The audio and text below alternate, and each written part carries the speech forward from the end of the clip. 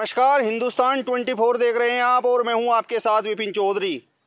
जिस तरीके से देश में इस समय ज्ञानवापी मस्जिद का विवाद छाया हुआ है, हिंदू पक्ष कह रहा है कि भैया बाबा मिल गए, जय शिव शंभू। उधर मुस्लिम पक्ष कह रहा है कि भैया यह तो फव्वारा है। उधर इस पूरे मामले पर राजनीति भी शुरू हो गई है। राजनेता भी तरह तरह के बयान इस मसले पर दे रहे हैं। अब देश के संत इस विषय में क्या कहते हैं, इसी पर बातचीत करने के लिए आज हमारे साथ आनंद स्वामी जी मौजूद हैं। आनंद स्वामी जी से बात करने का मुख्य उद्देश्य यही है कि एक संत जनता को सही मार्ग दिखाता है। ज्ञानवापी मस्जिद पर एक संत की प्रतिक्रिया क्या है, ज्ञानवापी मस्जिद विवाद पर संत आनंद स्वामी क्या कहना चाहते हैं, इसीलिए आज हम इनके पास में पहुंचे हैं। स्वामी जी, बहुत बहुत स्वागत करता हूं आपका। धन्यवाद विपिन जी, आपका प्रश्न महत्वपूर्ण है। जिस तरीके से मुस्लिम समाज कह रहा है कि भैया ये तो फव्वारा है, जबकि हिंदू पक्ष कह रहा है कि भैया यहाँ पर तो शिवलिंग मिल गया है, जय शिव शंभू।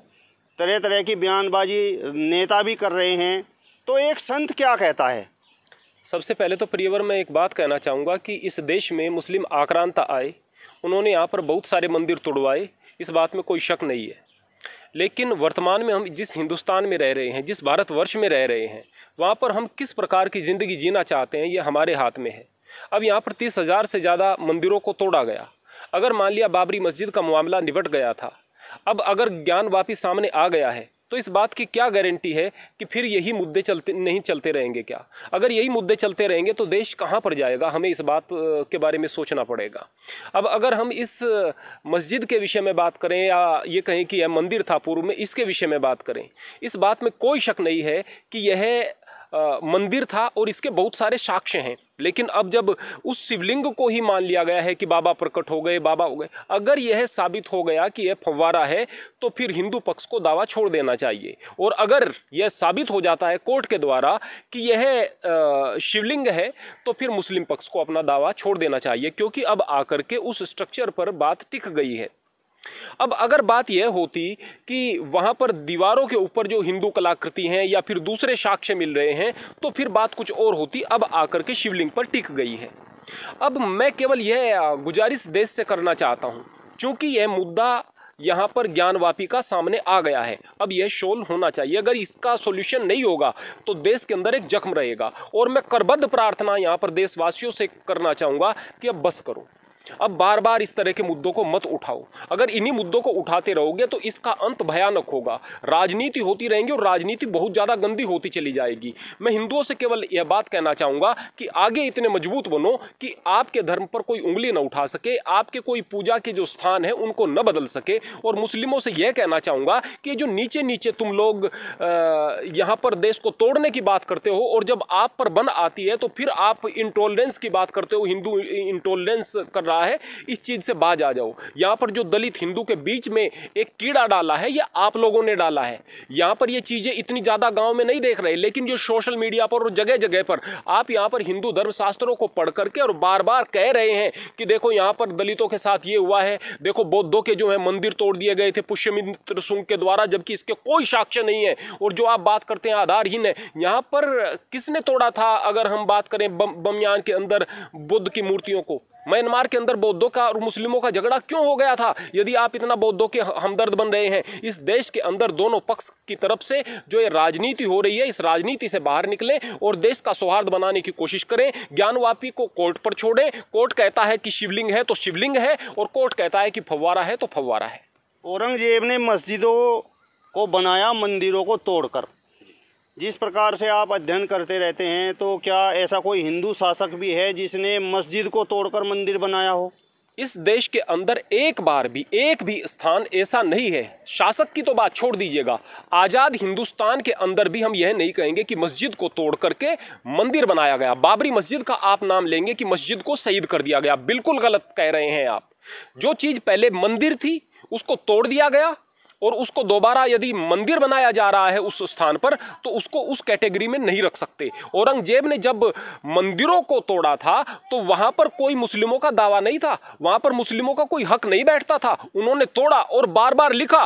कुतुब मीनार का जब नाम आता है ना कि वहां पर लिखा हुआ है, बाकायदा उन लोगों के द्वारा लिखा गया है। क्या लिखा गया है कि यहां पर जो मस्जिद बनी हुई है, यहां पर जो स्ट्रक्चर ये बने हुए हैं, ये मंदिरों को तोड़कर बनाए गए हैं। इसका जवाब नहीं देते। खुद गलती की और खुद उसको लिख दिया, और यहां पर यह हिंदुओं के मुंह पर तमाचा है, यहां पर बहुसंख्यक समाज के मुंह पर यह तमाचा है। और मैं चाहता हूं कि यह तमाचा रहना चाहिए, ये बार बार रहना चाहिए। आप लोगों को अक्ल आनी चाहिए कि कितनी कायरता आप लोगों के अंदर थी। यहां पर आप बहुसंख्यक थे, उस जमाने में आप अब से भी ज्यादा संख्या का अनुपात था आप लोगों के और आक्रांताओं के बीच। किस तरह से आप लोग गुलाम हो गए।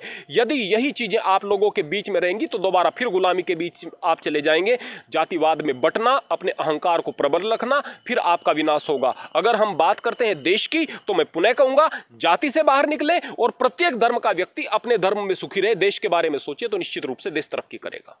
स्वामी जी, ईश्वर एक है? जी हाँ, ईश्वर एक है। वही ईश्वर पूरे ब्रह्मांड का रचयिता है। और एकेश्वरावाद की जितनी ज्यादा तायद करता है, जितना ज्यादा एकेश्वरावाद की बात करता है हिंदू धर्म या सनातन धर्म, इतना कोई दूसरा धर्म नहीं करता है। कारण क्या है? हम आरती बजाते हैं मंदिर के अंदर। मंदिर में क्या कहते हैं? तुम हो एक अगोचर सबके प्राणपति। एक हो तुम, अगोचर हो, दिखाई नहीं देते। तुम हो एक अगोचर सबके प्राणपति। किस विध मिलूं दया मैं तुमको मैं कुमति। मैं कैसे मिलूं आपको? मेरी बुद्धि ऐसी नहीं है कि मैं आपको प्राप्त कर सकूं। तो यहां तो आरती बज रही है, जहां भगवान की मूर्ति लगाई हुई है उसके सामने भी आरती बज रही है। कह यह रहे हैं कि तुम अगोचर हो, तुम दिखाई नहीं देते। वो मूर्ति तो मानी गई है इसलिए कि हम परमात्मा तक पहुंचने का आसान रास्ता ढूंढ सकें। जबकि हिंदू धर्म कहता है कि वो ब्रह्म एको ब्रह्म द्वितीयो नास्ति, ब्रह्म एक है, वो दो नहीं है। उस ब्रह्म की कोई प्रतिमा नहीं है। जब उसकी विशेषताओं के बारे में पूछते हैं तो उपनिषद के ऋषि कहते हैं नेति नेति। आप उसे बड़ा कह दें, नहीं, आपके शब्दों में नहीं बन सकता। आप उसे विशाल कहें, नहीं, आपके शब्दों में नहीं बन सकता। वो शब्दातीत है।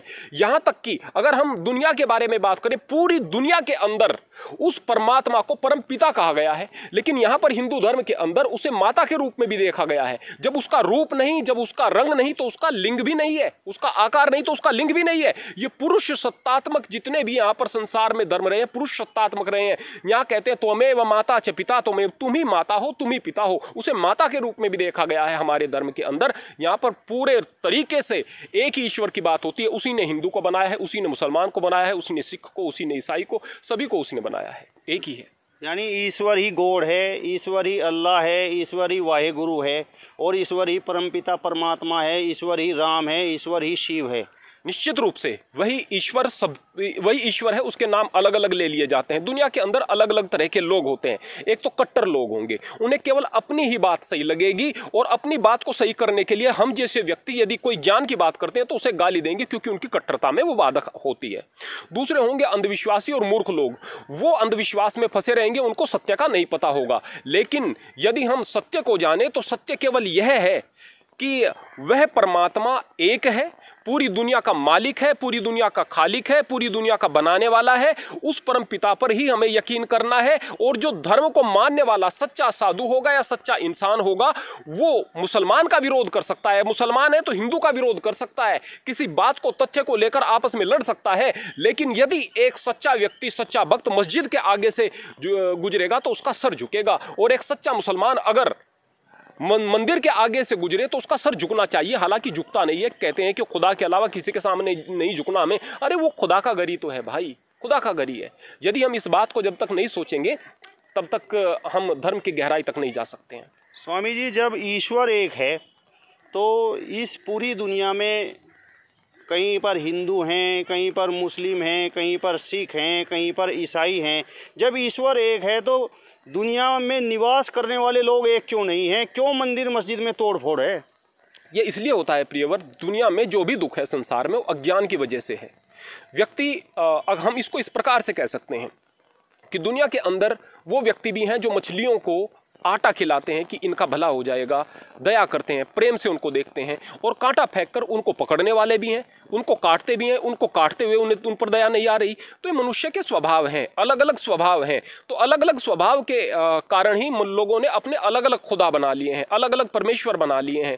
और ये जो अलग अलग ईश्वर बना लिए हैं, अलग अलग फिर मत बन गए हैं, अलग अलग परंपराएं बन गई हैं, जिनकी वजह से टकराव हो गया है। अगर कोई सच्चे धार्मिक व्यक्ति आगे आकर के समाज का नेतृत्व करें और इस बात को बताएं कि वो परम पिता परमात्मा एक ही है, लोगों को जोड़ने की बात करें और लोगों में अक्ल हो कि वे पाखंडियों की बातों में आने की बजाय सच को स्वीकार करने के लिए तैयार हो, तो दुनिया का स्वरूप बदल सकता है। वरना यही मंदिरों मस्जिद के झगड़े हमेशा चलते रहेंगे। आपको क्या लगता है जो वर्तमान दौर है हिंदुस्तान में, क्या मंदिर मस्जिद के नाम पर अब राजनीति हो रही है? निश्चित रूप से मंदिर मस्जिद के नाम पर अब 100% राजनीति हो रही है। मैं अगर ये कहूँ कि बाबरी मस्जिद राजनीति नहीं थी। बाबरी मस्जिद वास्तव में हिंदुओं का हक था। वहाँ पर श्री राम, अब तो इस बात को झुठलाने में लगे हैं कि राम थे ही नहीं, कुछ लोग लगे हैं झुठलाने में, अनेक प्रकार की यहाँ पर भ्रांतियाँ फैलाई जा रही हैं। लेकिन श्री राम की जन्मभूमि है, यह हमारी पौराणिक मान्यता है, यह हमारी ऐतिहासिक मान्यता है। उस स्थान पर वह जो झगड़ा था उसका निपटारा होना चाहिए था, वह राजनीति नहीं कह सकते। लेकिन अब जो चीज़ें हो रही हैं, यह गंदी राजनीति की तरफ देश बढ़ रहा है। ज्ञानवापी के बाद अगर ज्ञानवापी का मुद्दा सुलझ जाए, मैं फिर से कहता हूं, और फिर उसके पश्चात कहीं आप ताजमहल का, कहीं आप कुतुब मीनार का, और कभी यहाँ की मस्जिद, कभी वहाँ की मस्जिद, कभी यहाँ का मंदिर, 30,000, मैं फिर से कहूँगा 30,000, कब तक आप 30,000 या उससे ज़्यादा हज़ार मंदिरों को मस्जिदों को फोड़ते फिरेंगे, मंदिरों का पुनर्निर्माण कराते फिरेंगे? इन चीज़ों में देश पिस करके रह जाएगा, विकास नहीं होगा और देश की हालत ख़राब हो जाएगी। चलिए, तो ये थे हमारे साथ में आनंद स्वामी, जिन्होंने कहा है कि वर्तमान दौर में मंदिर और मस्जिद के नाम पर राजनीति हो रही है। फिलहाल इस वीडियो में बस इतना ही। नमस्कार।